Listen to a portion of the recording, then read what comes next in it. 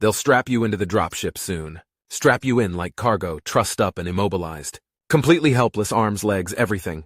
You can't even move your head side to side.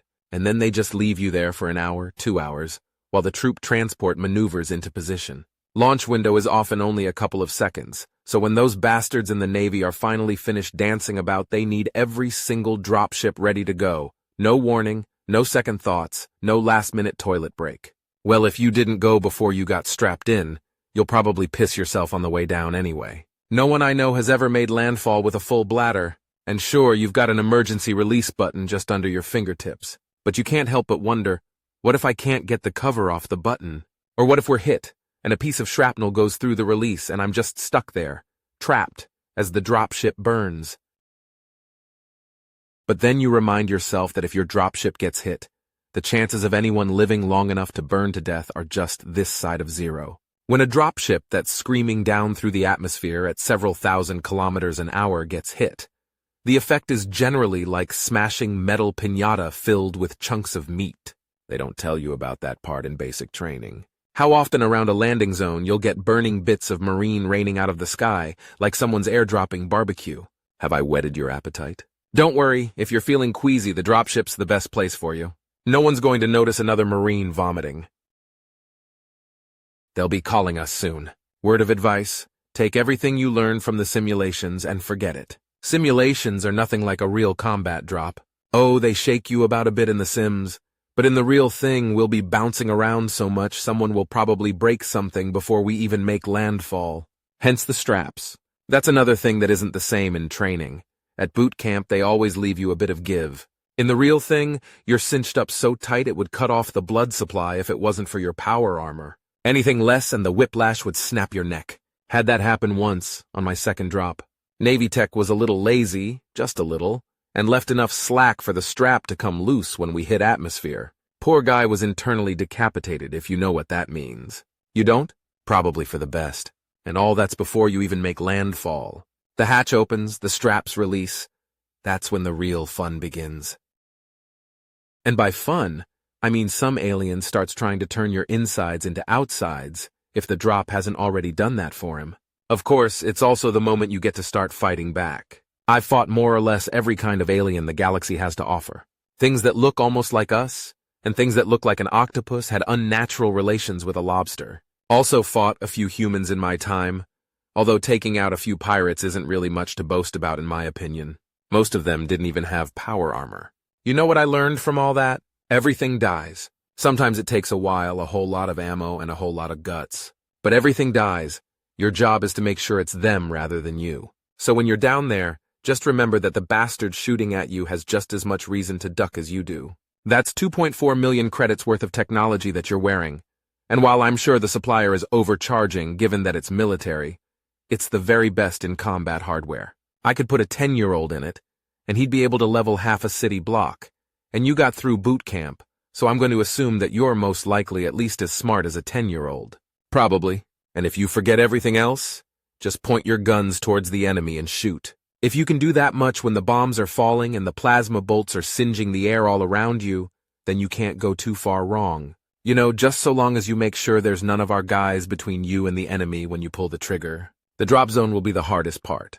I've had a few uncontested landings, but most of the time the enemy know we're coming, and they're not stupid enough to let us get boots on the ground without making us pay for the privilege.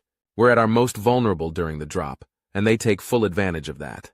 The landing zone will be hell, screaming bloody fiery hell. But as someone once said, if you're going through hell, keep going. Once the beachhead is established, and we start to push out into the enemy positions, it'll get easier. Just don't freeze up, and don't try to run because there's no place to go. If it helps, pretend it's just another training simulation. And remember what we're fighting for. What are we fighting for? Hell if I know, I'm just a corporal. But I'm sure if you asked an officer nicely, they'd tell you. I may not know what this planet is or why it matters. I'm sure as shit not fighting so I can play Little House on the Prairie on it afterwards. Ain't fighting so someone will give me a parade afterwards. Some of the boys live for the fame and glory part, but I'm just trying to make sure I get home safe, and all the dumbass jarheads around me do the same. Another tour or two, and you'll care about these idiots more than you do your own family. Military's funny like that, but I digress. I may not know much about this planet, but I can tell you that the aliens currently squatting on it are the kind of ETs we want to keep as far from Earth as possible. I guess that's why most of us are fighting in the end, to go back home, and to make sure there's a home to go back to. Who's the enemy? Boy, did you sleep through the briefings? All right, I guess they were kind of dull. Well, the cocksuckers down there are what we commonly call headlights. That's not their actual name, of course. A human would need to be able to poke their tongue out their nose to pronounce that. We call them that because it's about as close as we can get, and because they have little lights on their heads. Luminescence. Luminescence. Yeah, that's it, bioluminescence. Now the headlights, they're as mean a bunch of ETs as you'll ever find. I don't know who this planet belonged to before, but if they were smart, they got off before the headlights arrived. Mission briefing said there were no civilians down there, so let's hope so, right? Like I said, I've fought against just about every kind of alien known to man, and they run the gamut from soldiers not so different from you and me to absolute bastards who'll murder anyone they can get their hands on. And that's if they're feeling generous. Headlights are the latter sort, so believe you me, if you get a chance to kill one, don't hesitate, because mercy is not in their vocabulary. Literally, I think the closest translation they have is mental weakness. Another good reason to pay attention during the mission briefings, by the way. Always helps to know whether you can surrender or not. Not that we have any intention of surrendering, of course, we're Marines of the United States of Earth. But just between you and me, if it comes to that, being a dead hero isn't all it's cracked up to be. I've known a couple, and let me tell you, none of them have ever recommended it to me. Oh, people say things like, it's the way he would have wanted to go, but no one knows a Marine like the guys he served with. And I'd say they'd have rather been welcomed back to Earth with a family barbecue and a keg of beer than the medal that got pinned to the coffin when it was unloaded at Canaveral. Do your duty, kid, but don't try to be a hero. You're already all the hero you need to be just by being here. Say, you're looking a little pale there. Hope I haven't put you off your game. After all, it's a bit late for second thoughts now, isn't it? They'll be calling us to the dropships any moment. Don't worry, remember your training, don't panic, and you'll probably get through it. It's a tough job, but someone's got to do it.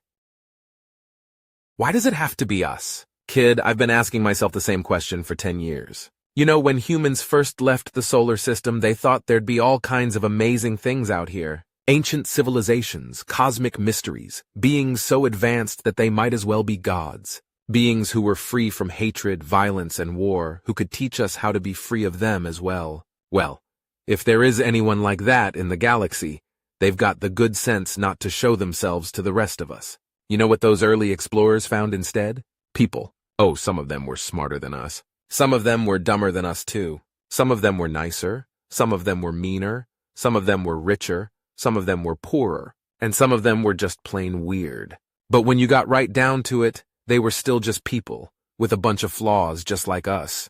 There's no ultimate justice in the universe. Well, not in this one at least. I'm not a padre, so I can't comment on what comes after this life. There's just people muddling through as best they can. When the headlights, or the sucker chucks, or the Vasians start causing trouble, there's no supreme being who's going to come along and put them in time out for being naughty. There's just us. You know, none of the other species that made it into space thought they'd find some kind of ancient super race ready to set everything to rights. They got out here and found it was just the same kind of hard-knock life they'd evolved in, and they were like, yeah, makes sense. Because of course it does. Why would you expect all the rules to change in space? I guess that's one thing that makes humans different from all the other species.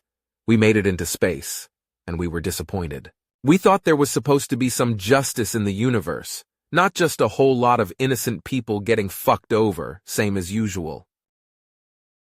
And that's why it's gotta be us. Because if you're a real human being, then you have to believe that someone should do something when there's an alien empire going around conquering and enslaving people. And since no one else is going to do it, well, then that just leaves you and me. Why us specifically? Because we're Marines, kid. I was born with steel in my heart and napalm in my blood. And the government trained me how to use that to the betterment of mankind and all right-thinking species. Which I assure you was not what I originally had in mind when I was a dumb teenager like you. But I could have done worse. You have the training, you have the weapons, you're going to go down to that planet, and you're going to make those ET bastards regret that of all the species in all the galaxy, they picked a fight with humans. Now what do you say? Are you ready to kick some alien ass? Yeah, aura and all that jazz. Now get your suit locked and loaded because the boarding light just came on. You're in for one hell of a ride, kid. There ain't nothing in the universe like being a Marine on drop day. Just remember, when things have gone to shit and you're wondering what the hell you signed up for, don't panic. You can't set the whole universe to rights, but you can blow up the asshole shooting at you. And the one after that, and the one after that, until the galaxy is a slightly better place than when you started. You're a human being and a goddamn Marine.